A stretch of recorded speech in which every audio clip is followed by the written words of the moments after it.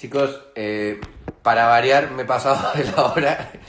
Tengo un problema con los horarios. Y vamos a ver si el bueno de Erik se mete un segundo más.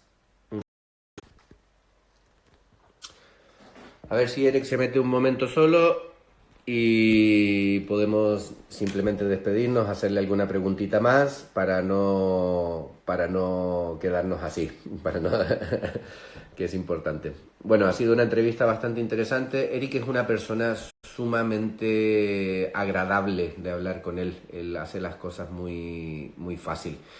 Y es un tío que sabe controlar muy bien la manera en que se expresa y se vuelve cercano. Yo creo que hay gente que tal vez le da una sensación de que Erik es una persona y un personaje que está en otro nivel, que, en fin, que se mueve en otra esfera. No es así. Erik es una persona muy humilde y se puede hablar de cualquier cosa con él. Yo de verdad recomiendo de ir a verle, no solamente trabajar, sino si puedes robarle 5 minutos y tener una conversación con él, o sentado en la barra incluso mejor. Es una maravilla poder compartir con Erik. A ver si Erik ya entra. Erik Lorincz, aquí está. It's about to connect. Yeah, here we go. Sorry about that, man. No, that's okay. Back. I just, I feel that it's so wrong that we are in the middle of something, without even saying goodbye. So I was using the time to translate a little bit to the guys. Okay, cool. Just finalizing the last bit of translating. Chicos, os decía de que, bueno, Erik nos contaba más en detalle cuando la gente entra, se encuentra con una sensación de escapismo. Hay una decoración que puede recuperar algunas notas, tanto tropicales como también del norte de África, por lo cual no hay un emblema establecido que tiene un solo sello, sino que es la sensación de irte fuera de lo que es lo normal. Es un sitio que no tiene ventanas y no tiene un techo muy alto, por lo cual ellos pusieron mucho esfuerzo en que tú te sientas confortable dentro de un espacio que no se vuelva claustrofóbico. Las sillas y las mesas son muy bajas, para que tú estés sentado y te dé una sensación de que el techo no está tan pegado de ti. The name Quant, this is a question that you must get 100 million times. Yeah. Quaint. It's a phonetic spelling from English quaint, Q-U-I-N-T, which comes from Old French, and the translation to that from Old French, which means unusual or old-fashioned. So it's a reference to very unusual, old-fashioned, something elegant, but something different. And that's why we call it quaint, because when you walk downstairs, you find something very unusual, almost old-fashioned, because we got this wooden paneling, we got the Chesterfield sofas, bartenders wearing white jackets, but at the same time, we got a bit of a twist on it. So it's almost like a tropical, and it's old-fashioned, and it has these British elements, but it's very unusual. Man, that's how why did you come across the actual name? I mean, where the hell were you reading to research that? Actually, it was my girlfriend. She used this word once. It was like quaint. It's like, I love this name. What is it? So I started digging into that. So a history of quaint. So this old French, it goes back to like 1800. So I did a research on one single word of a meaning, of an origin. So when I did the whole research, I was like, this is exactly reflects what I want to create there. Very unusual, very old-fashioned, very different. And instead of just using the English one, I said, I will play with it a little bit more, and I will use the phonetic meaning of the word. So that's why it's a K-W-A-N-T with an apostrophe. Yeah. A. Yeah, fantastic. So, chicos, nos cuenta del nombre. Quaint es una composición fonética muy antigua del inglés, pero que tiene también unas raíces provenientes del francés, que hace referencia simplemente a un apelativo old fashion o de la vieja escuela, y también de inusual. Al ser inusual, él piensa de que esto representaba muy bien entre inusual y old fashion, representaba muy bien lo que Erik intentaba tener dentro de su local, porque al final te encuentras con esta sensación que es tiki, pero no es tiki, es africana, pero no es africana, y es escapismo, ¿no? Entonces para él le venía muy bien. Fue su chica, su novia, quien por primera vez utilizó esa palabra, y Erik le quedó enganchado y empezó a hacer el research. So fantastic, that's all super great. I already mentioned to the guys, but I will reinforce the message that if they go to London, they gotta go and see you. One person, a couple of people asked in the little panel that we have there, how many days a week you normally are in a Quaint? So Quaint is open, it's open 7 days a week, every day from 5 p.m. till late. We got a late license, so during the week 1 a.m. and Friday, Saturday 2 a.m. and Sunday we keep it a little bit shorter, so it's 12 a.m.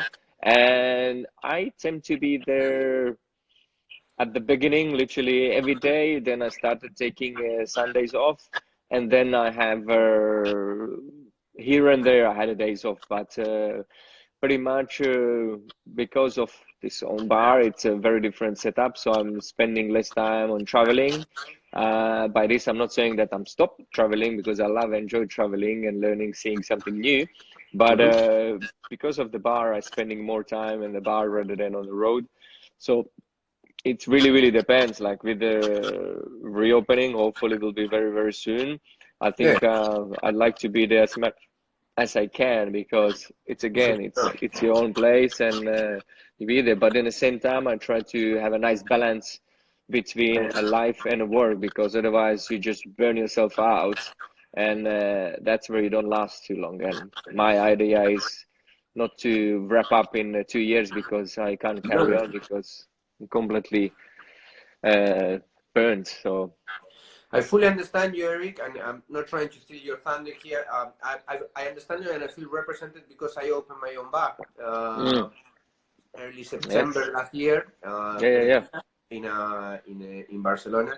So I know what it's like. I know what it's like. The first few weeks, you live there. You almost sleep there. You are living the whole thing.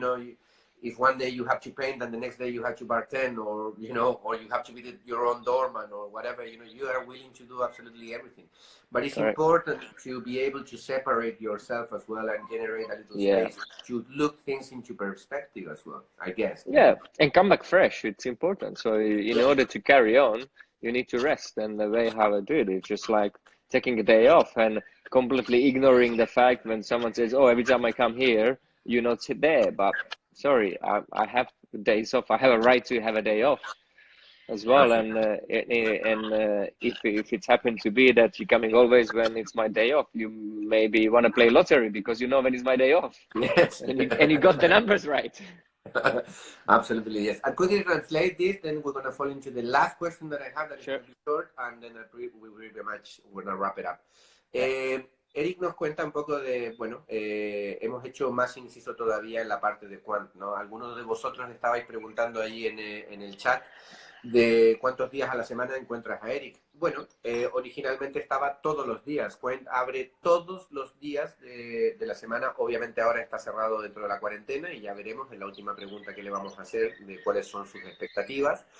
7 días a la semana, y tienen un late license, lo cual les permite estar hasta las 12 de la noche aproximadamente, y 2 de la mañana incluso en los fines de semana.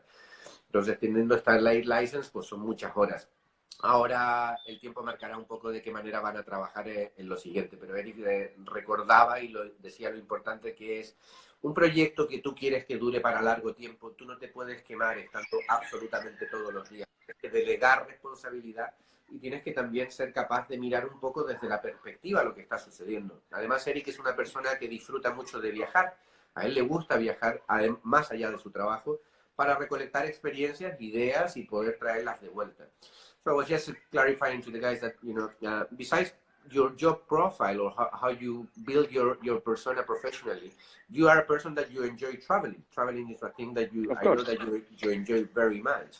And I was trying to say to the guys, the relevance of traveling is not only to disconnect from where you are, but it's also to bring a little something from where you've been to back to where you are, and always kind of bring a new, doesn't matter, from a piece of glassware to a weird liqueur that you found, to just an idea on decoration. You know, it can be something that is applicable, no? Yeah, absolutely. And Erik, just kind of wrapping it up here. Well, we live in some really strange time. I have tried to not make this conversation interview too much into the obvious, in the sense of, you know, COVID and, you know, the whole paranoia that we are living and the weird times that we're having to face. But it's a reality. It had taken, you know, many of us to struggle in many levels, many bartenders, many operations, people having to reinvent themselves. Do you have any opinion of yours on terms of how this is going to evolve in the next few months, generally, not only for you, Quaint, but in general, you know, how is it going to evolve, or what are your thoughts on this? I think the big thing will be that I'm hoping that people become less materialistic and more meaningful, that the new wealth will be the health, and following that, people will be more careful and using more local sources, because we are really cut off from everything. Like, look, you are in Spain, I'm in London, and this is the way how you just get connected, and everything what we get, it's what is around us. And I think that will be the big thing, that people start appreciating little things, small things, and start using what is around them, rather than getting something and having the luxury of, okay, I can afford it, or I can fly just for one day and buy that and bring it back home. Today will be what I can find nearby me, and gives me the exact pleasure of satisfaction that I have it because it's around me. And I never looked at that. Actually, I've got a bakery here, and I will go to that bakery because the bread is actually amazing, rather than go to a big supermarket and just buy, I don't know, frozen bread. And just do it that way. Yeah, you know what? It reminds me a little conversation I had a few days ago with a friend, I think you know him, Dan Nevsky, Daniel Nevsky from, he used to be of course. Yeah, Daniel. And I was saying to him that, you know, the new luxury is to feel safe. You know, to feel that exactly. you are in a safe, clean environment, that nothing is threatening you and all that kind of thing. And also the fact that, you know, we realize how fragile the situation can turn, and how accustomed we are, many of us, because of work sometimes, that traveling, it was very easy. Oh, I go here, take a taxi, you know, I'm in a plane, and I walk up to the next place, and then I move on. And now all of a sudden it's been this big stop kind of thing, you know, like stop and think. I think, like very much like you, like people will go back to the bars, and the bar industry will thrive again. I have a positive feeling in this. I also feel that, you know, with hundreds and hundreds of bartenders, including probably yourself and myself, you know, showing people how to make a cocktail at home, a simple cocktail at home, you know, people is gonna want to go to the bar to have something special that they cannot have at home. Okay. Pretty sure that now, thanks to all of this, maybe 3 million people know how to make a Negroni that before they didn't. Or a gin fizz, or, you know, whatever it is. But I'm pretty sure that they're going to be even, hopefully, more eager to go and understand or see or have the experience, the journey that you were saying, in a bar, in your bar, in my bar, in the American bar, in the Connaught bar, in any bar that they can possibly go to afford, you know? I think people will go to that. I have a optimistic view. Maybe that's me. I don't know. No, I feel with you. I'm just pessimistic about that. It will take a time. It won't happen one day to another. No. It will take a time, but I exactly feel as you do, that people will slowly, surely come back. And I think in one way it's going to be a good thing, that people become more cautious about the self-hygiene, and make sure that everything is clean, everything is good to eat, because we are serving food basically in a liquid form. And I've seen quite often that this got needed to be reminded by bartenders, that the usual touching your hand, nose, and then picking an ice block and start chopping it and thinking, that everyone does it. It's like, even a chef sushi chef cut his nigiri or do it on his bare hands. Yeah, But there is a hygiene. You need to wash your hands all the time. yeah. And this is something I think now will become more a standard that bartenders will be more careful on that, because you don't want to lose your business. You don't want to lose your job by someone get sick from you in your place. So I think everything bad is always, there is always something good. No, absolutely agree with you. I'll quickly translate, then we're going to say our goodbyes. Chicos, Eric le preguntaba un poco de, bueno, vivimos una situación única, no hemos querido hacer de esta entrevista una entrevista pesimista, evaluativa o inquisitiva con respecto a todo lo del coronavirus, pero es obviamente un sujeto importante y real que tenemos que hablar. Entonces le preguntaba un poco a Eric cuál es su visión de todo esto. Hemos desarrollado un poco más la conversación y Erik y yo estamos bastante en acuerdo. Los dos creemos de que la salud y todo lo que respecta a la salud en términos de la higiene y la sensación de seguridad va a ser el nuevo lujo, el lujo de tener a saber a ciencia cierta que me voy a tomar una copa y que voy a estar seguro de que ha cumplimentado con todo el rigor de todos los procesos higiénicos con respecto a esto.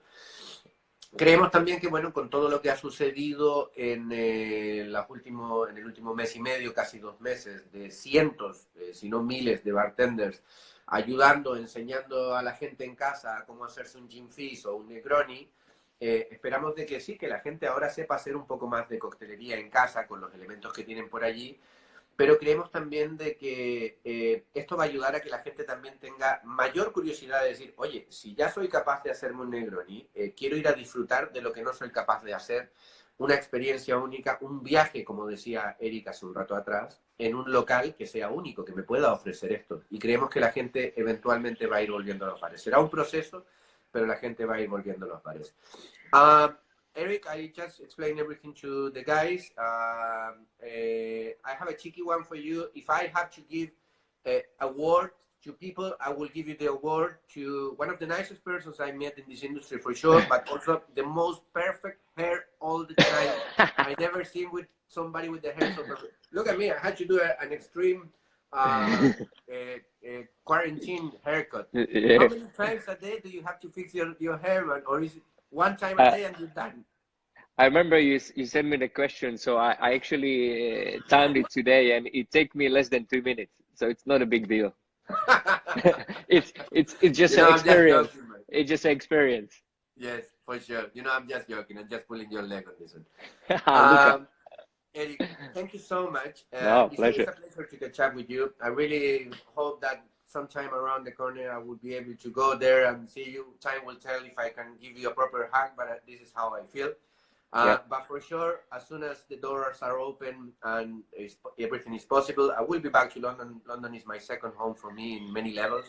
And I really like your place. Quant is a great, great project. I think you guys are going to do fantastically well. You're going to be, for many years to come, there. And I congratulate you personally, and I thank you personally as well for the time that you have taken with us here today. No, absolute pleasure. Okay, thank you so much for having me, and likewise, Barcelona, it's my favorite city, and I still have to pay you a visit to your bar. Yeah, man. Because I still haven't been, and again, it's a beautiful culture there, and I really love the Spanish culture. They have something very unique, very nonchalant, which I really always enjoy to go back. So I'm really looking forward to see that.